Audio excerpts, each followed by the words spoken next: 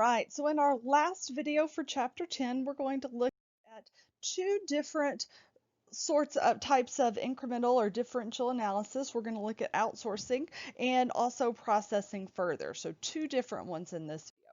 So first of all, outsourcing. Outsourcing is also called make or buy. So this is when we have some product, some component, some part that we have the option of either buying from an outside supplier or making it in-house. And so we need to decide which is cheaper for us to do. Is it cheaper for us to buy it or cheaper for us to make it?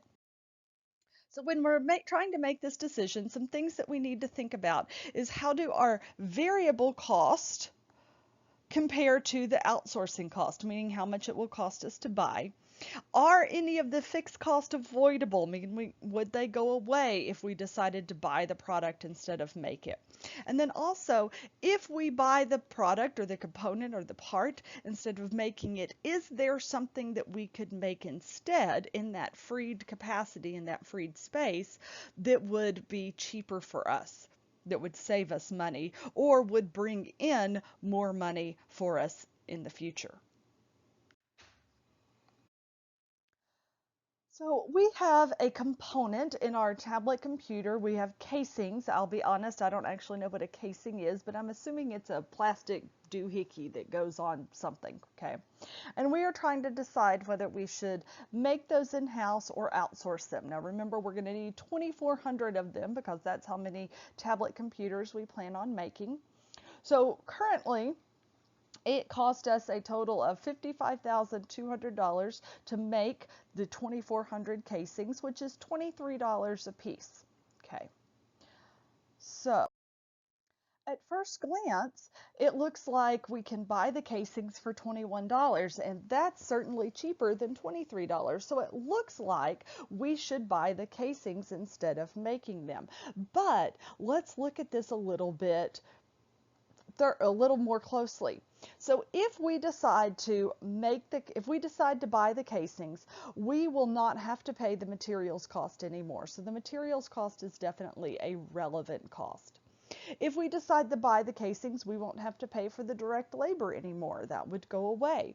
If we decide to buy the casings, we will not have to pay for the variable overhead. That would be the electricity and the indirect materials and things like that. That would definitely go away. But we would still have to pay for that fixed overhead. And if you look at your data, remember that was $19,200. So either way, make or buy, we will have to pay the $19,200 of fixed overhead. Since that cost is not different under the two alternatives, it is irrelevant to our decision. We're going to ignore it for the purposes of making our decision. So if we're only looking at the relevant cost now, we can say, all right, to make the casings, we would have to pay the materials, the labor, and the variable overhead. Those are the only relevant costs to make, which at 2,400 casings is a total of $36,000. Or we could buy the casings for $50,400. Since we have to pay the fixed overhead of $19,200 either way, we're just taking it out of our analysis. So in this case, it looks like it's actually cheaper to continue making the casings. It would actually save us $14,400 to continue making the casings. So in this case, we would want to continue making them. Now, what if they tell us that of the fixed overhead, 12,000 of it would go away? 12,000 of it would be relevant in that case because it would go away. The other 7,200 wouldn't, but the 12,000 would. So in that case, our relevant cost to make is the materials, the labor, the variable overhead, and the 12,000 of avoidable overhead cost. So now the total cost to make is $48,000, the total relevant cost to make. Notice they say over here total differential cost to make. And then the cost to buy is still $50,400. So in this case, it is still cheaper to continue making the casings than it would be to buy them. So our decision rule is if the differential, or you could substitute the word relevant here, if the relevant cost of making the product exceed the cost of outsourcing, then you should outsource. If the relevant costs are less than the cost of outsourcing, then you should not outsource. Now, let's look at a third scenario. Here's a third scenario where it says, look, if we quit making casings, then we could use that freed capacity, that extra space, that space in our warehouse that has been taking up with the casing machinery, and we could make something else. We could make a different component. We could make a different product. Maybe we're going to make screen protectors for the tablet computers. And we think that doing that will bring in profit of $30,000. Now, this profit of $30,000 is what we call an opportunity cost. Opportunity cost is the benefit given up when an alternative plan of action or course of action is taken. Every decision you make has an opportunity cost. What could you be doing right now instead of listening to this video? You could be sleeping right now, and certainly sleeping has a benefit. So you are giving up that benefit in order to listen to this video. You could be at work right now earning money.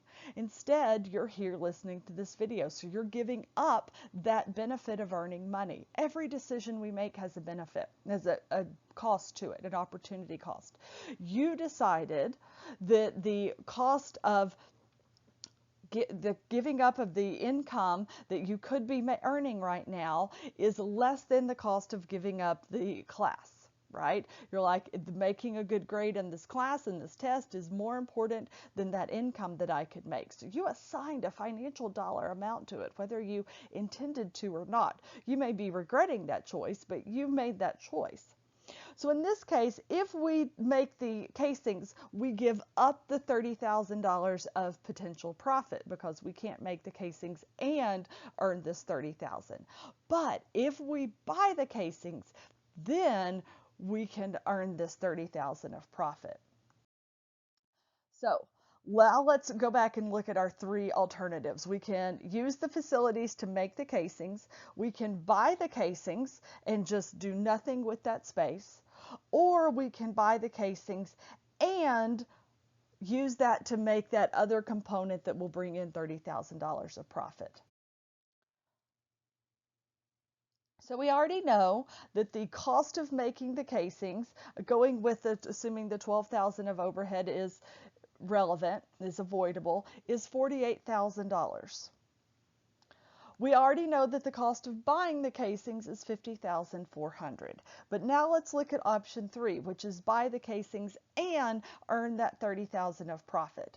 So that $30,000 profit is taking off of the cost of buying the casings. So now the cheapest option is to buy the casings and make the new product because that $30,000 reduces our cost of buying. Now, another decision we're going to look at is sell or process further. So this happens when you have a product that we can sell at various levels of split off. One of the homework questions that we frequently have is a chocolate factory. And so the chocolate factory buys the cocoa beans from the forest, from the farmers, and they process those cocoa beans into cocoa powder. Now, they can sell the product as cocoa powder, like if you buy Hershey, if you're a baker and you buy Hershey's cocoa powder to bake with, to make brownies and cakes with. They can process it further and make chocolate syrup, like Hershey's chocolate syrup that you put in milk or in ice cream. Or they can process it even further and sell it as chocolate candy. Now, each step that they process it further has an additional processing cost, but you also get a higher selling price. So chocolate syrup sells for more than cocoa powder. Chocolate candy sells for more than chocolate syrup, but you incur these additional processing costs. So this is looking at trying to figure out where should we sell our product? What point is it most profitable to sell our product? So here we have our tablet computers. Now we know that they're currently selling for $500, but we've decided that we can add a USB port to the tablet and sell it for $520. Now I don't know about you, but there are never enough USB ports, so I'd be all over that. So if we add the USB port, we're going to get an extra $20 of revenue. So I'm going to write this down here. We're going to get an extra revenue of $20 per unit, but the USB port is going to cost us $5. So we're going to have an extra cost of $5. So if we decide to do it this way, we will have additional profit of $15 per unit. This would be extra profit. So in this example, it's kind of a no-brainer, right? Like it's really easy to say, oh, then by all means, we should do it that way. Now I'm going to promise you on the homework, it's not quite that easy. You're going to have to really think through some of these, okay? But let's go through and look at the scenario. So we know, let me erase here, that if we sell them as is, we're going to have revenue of $500 each, or $1.2 million. If we process them further, we're going to have revenue of $520 each, and which is $1,248,000. But it's going to cost us $5 a piece, which is $12,000 in total. So processing it further would bring in an extra $36,000 for our company. Again, kind of a no-brainer. We definitely want to do that, assuming we would still be able to continue to sell 2,400 units. So we definitely want to check with our marketing department, our economics department, and make sure that we could do that. Now, notice that the cost of making the tablet, the cost of getting to step one, the cost of getting to the regular tablet, or the cost of getting to the cocoa powder in that example, those are called joint processing costs. And those joint processing costs are always irrelevant. They're irrelevant because we have to incur them regardless, whether we do cocoa powder or chocolate syrup or Hershey chocolate candy, we still have that joint processing cost. Whether we make standard tablets or the premium tablets, we still have that joint processing cost. So these are always irrelevant. They do not change under the scenario.